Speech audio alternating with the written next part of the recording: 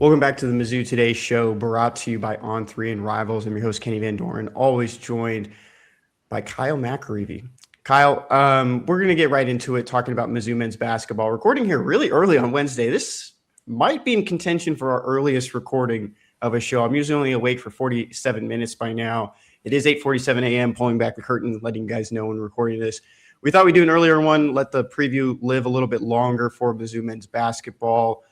Get this one out earlier too, if anyone was looking for some more content, trying to see if there is an opportunity for Mizzou to build that resume up a little bit more. And I think a good place to start, Kyle, is looking back on that Texas game and then you giving us the outlook for this Mizzou men's basketball season.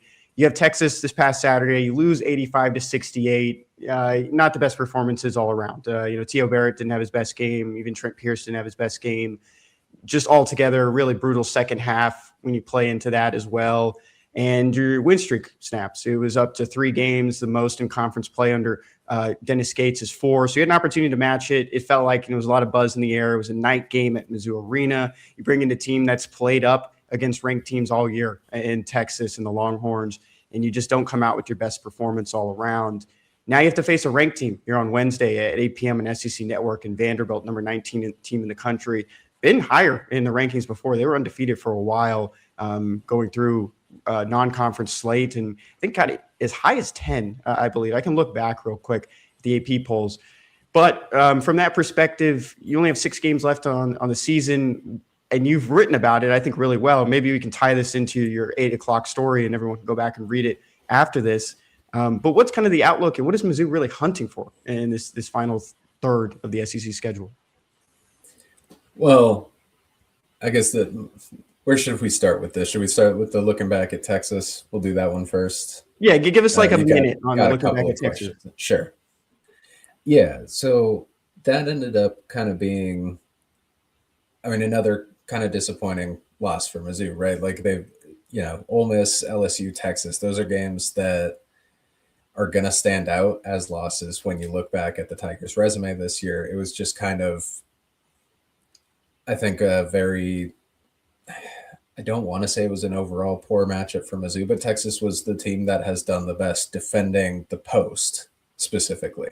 And, Mizzou only took 10 threes, which just, I think, was the 3rd lowest of any Dennis Gates team and 4th lowest in something like a decade. Texas was doing a great job kind of taking away those looks, forcing the ball inside, and then defending inside. And that combination just really didn't work out for Mizzou. So it's interesting because Mizzou has, when you're talking about the bubble conversation, 3 losses that it really shouldn't have, and also a couple of wins that are better than a lot of teams have. That's kind of what's leveling out the overall conversation for me right now. But that's when you look back on Texas, I think that's going to be the thing that stands out, is that's a game Mizzou probably should have won, and a loss definitely brings down the resume a little bit there. And you get into that do or die kind of feeling, even going into that game. It felt like maybe even 2 games before that, when you look at that Missouri schedule, in that 3-game winning streak, you get embarrassed by Alabama on the road. You beat Mississippi State at home, go to South Carolina and win on the road. You have a thrilling win against Texas A&M on the road, and you're still in that do or die feeling. And you just feel like it just wasn't there in the second half. Does that feeling or just outlook change at all for you? I know it's still, you need to win as many games as you can the rest of the way. But how much did the percentage in your mind, slip away for Missouri with the hopes of playing in the NCAA tournament? It's interesting. Part of what I wrote about for Monday was going into that Saturday game. If I had written that story Saturday morning before the game, I felt pretty good overall. A 3-game win streak, a matchup against Texas, that was a team kind of also struggling to be in the bubble conversation, although looking a lot better now. The 4 straight wins for them. I'll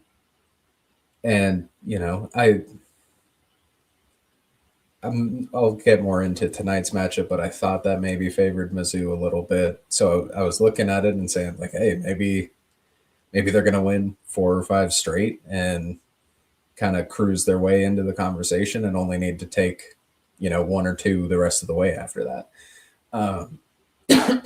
Excuse me, sorry. Now you're looking at a situation where you probably have to go at worst 3-3 the rest of the way against the second hardest.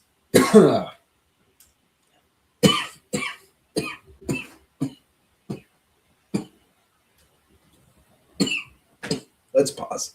All right, cutting back in here. Sorry for that just short pause. We're recording way too early here, Kyle. Sorry about your voice. I know the pipes weren't ready for this morning. But get back into it. I mean, talking about the outlook for this team, and I know you mentioned what if you wrote your column on Saturday? It'd be a totally different story than it was for your Monday between the columns. So, I mean, where's that outlook for Mizzou now?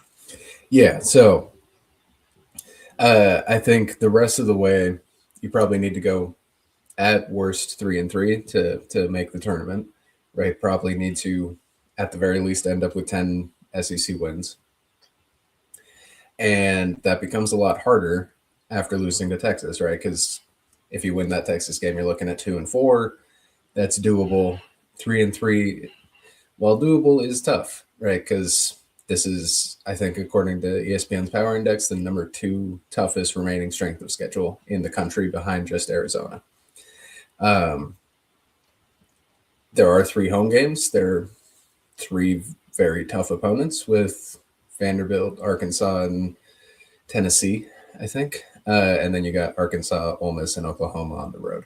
So there are winnable games in there. There are, I think, Ole Miss and Oklahoma, the 2 of the road games, are probably the most winnable of them, which is not generally how I feel about home versus road matchups. But considering who's coming to Mizzou Arena the rest of the way, that's not an easy slate. So, a win against Texas really changes the math there, and the loss against Texas instead kind of makes it look a lot harder. Mizzou 17-8 right now, in that kind of middle ground in the SEC, around 8th. When you look at it too, with the rest of the slate, you went through the teams, and I'll go through it again. You have Wednesday right now. We're recording this against Vanderbilt. You have 3 ranked SEC matchups left on the schedule as of right now. We don't know if Tennessee will jump back in, but it hasn't been the best Tennessee team. That's next Tuesday. Sandwiched in between that is Arkansas on the road, number 20. Tennessee is more on par of the performances this year. If you wanted easier away games, I mean, Mississippi State and Oklahoma are the best ones, but Oklahoma did give you a run for your money, but it's still not the best Sooners team this season. That is fair to admit, and that's in 2 weeks from now. And then you have Arkansas at home. I mean, that's a big rivalry game as well. Both of those Arkansas matchups will be on ESPN. That's how kind of hyped they are for the national people, is that they're excited to see those matchups no matter where the game is. If it's in Fayetteville or if it's in Columbia, and both of them will be on ESPN. Mizzou has never been under Dennis Gates. Mizzou has not been to a 3rd game in the SEC tournament. In your mind, let's say this Mizzou team goes 2-4 instead of the hypothetical 3-3 that you were talking about. I mean, how much ground can you make up in the SEC tournament as well? It's been a more down year in the SEC. Mizzou has proved that it can pretty much beat anyone in the SEC, just depending on the night if everything is going. You saw that at the start of conference play, beating Florida. A lot has changed since then at the start of conference play. But how many games would you like, or would, if for a fan's perspective, would Mizzou want to see win in the SEC tournament in the case that you go 2-4 the rest of the way? Probably need at least 2 wins, I would guess, at that point. You mentioned that they haven't won 2 games in the tournament, or haven't won 3 games in the they SEC haven't tournament. won 2, and they've had to buys before, so it's hard to factor that in about when you're playing your opponents. Yeah, that's where I was going to go with that. Is they've had a bye last year, and did they have a double bye in Dennis's first year? Maybe. Yeah, because you play. Yeah. I'm going to pull up the 2022. They had some pretty thrilling games in the SEC tournament as well. They beat Tennessee, and then they lost to Alabama. Those were back-to-backs. March 10th and 11th that year. So, I mean, they've been, deeper into the tournament. It's just that they didn't play the games leading up to get there, right? So, I think if you go 2-4, you're probably not looking at a bye from the standings. as how they've working out right now. So that's not the worst thing in the world when it comes to needing a win or two in the tournament, right? Because if you're starting in the first round, you're playing, they'll still be one of the higher bracket or one of the higher ranked teams out of that bottom half of the SEC. So then you're looking at a matchup against somebody from near the bottom of the conference. You need to get that win, and then you probably need at least one more. And then you get to, what's that get you to? 11 SEC wins this year, including tournament. So that's probably doable at that point, but it would need to look probably kind of impressive in those couple of wins, and then maybe also competitive in whatever that third game is at the very least. You couldn't win those two games and then go get blown out by somebody. That wouldn't do it, I don't think. Looking at the SEC slate before we take a quick break with an ad read, and we'll give Kyle a second too to catch his breath. But Mizzou there's only two teams at 7-5 right now in SEC play. The other one is a team that Missouri beat this past week in Texas A&M, right above Missouri, or the Texas Longhorns at 8-5. Kentucky Wildcats, a team Mizzou beat on the road, and they get into the 8-4s of Vanderbilt or Tennessee, Alabama, and Vanderbilt. And the Vanderbilt's the team Missouri will play. And Arkansas is having a great year. We just mentioned number 20 team in the country at 9-3. And then the Florida Gators, who only have 2 losses in SEC play, one of those being the Missouri Tigers. Do a quick read from our sponsors over at Roback before we bring Kyle back in, and we'll talk more about the Vanderbilt matchup.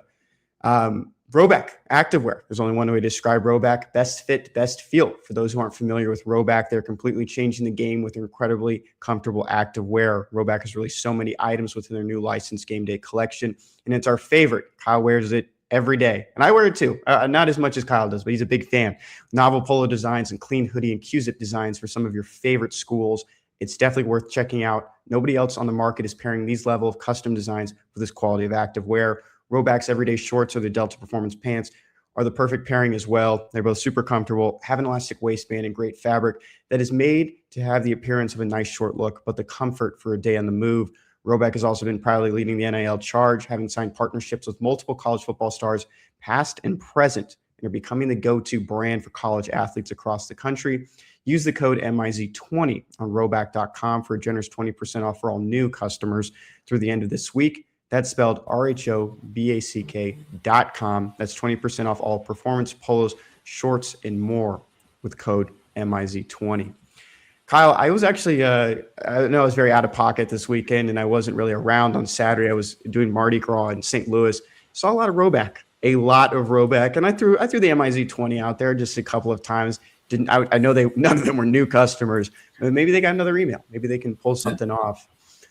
All right, Mizzou Vanderbilt here on Wednesday. So, if you're going to get to this podcast on Thursday, we do apologize that, some of the stuff we already talked about. What if Mizzou gets blown out? What if Mizzou wins this?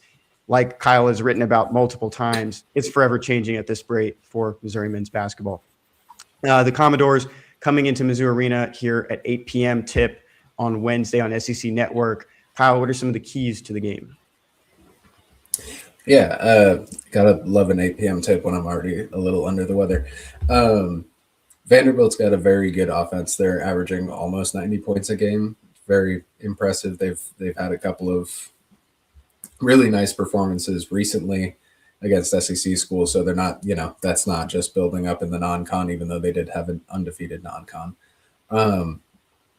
Interestingly, Vanderbilt's a little bit undersized, which similar to last year. Like they were in both matchups last year. That was something I pointed out in both of them too. Is like, I think at that point, Devin McLaughlin was the tallest player on the roster, and he's 6'9", I think. And I was like, well, that means maybe Josh Gray finally has an offensive performance. And, one of those games worked out for Mizzou. The other did not.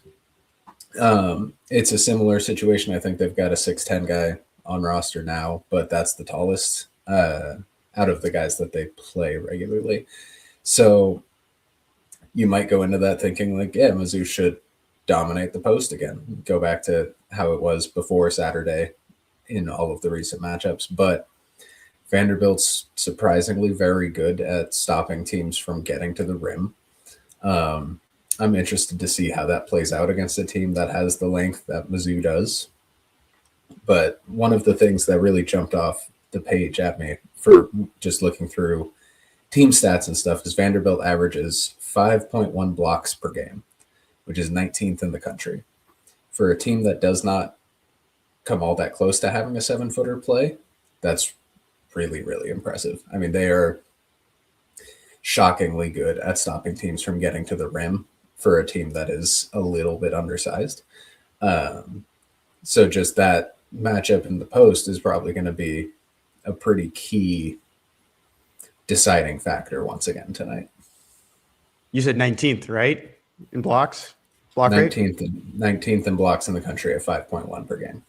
Where does Vanderbilt rank in the AP poll? Because I think we might be ranking these teams by block percentage at this point. But maybe. I did want to go back to, I mentioned it earlier, how high this Vanderbilt team is ranked this season. I mean, I was right. Week 10, this team ranked 10th. I was looking at the AP poll for week 15, which came out on February 16th. The highest vote for the Vanderbilt Commodores coming into this week was 11th. Lowest was 24th. So a good median just around that 19 for the Commodores in this one. That's enough basketball talk, Kyle. I know there's some other sports heating up right now. The diamond sports are down in the South, kind of playing some games away as the weather warms up here in the Midwest. What can you tell us about those? Wrestling, what else are you covering right now? Yeah, so wrestling beat Oklahoma, technically an upset by the rankings. Oklahoma was ranked one spot ahead. But Mizzou had a lot more ranked individuals when you run through the actual matchups. Overall, I know last season was pretty disappointing for Mizzou wrestling fans. I think this year, certainly not living up to the expectations set by the long history of the program before last year of success. But I think there's a lot to be excited about with this team. I think specifically Aiden Sinclair